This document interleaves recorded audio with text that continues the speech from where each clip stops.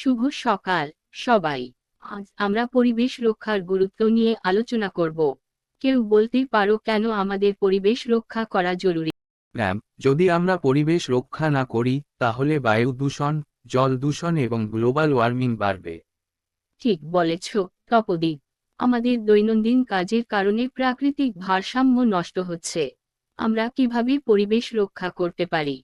Ma'am, আমরা গাছ লাগাতে পারি এবং প্লাস্টিক ব্যবহার কমিয়ে ফেলতে পারি। খুব ভালো বলেছ ঋতুস্মিতা।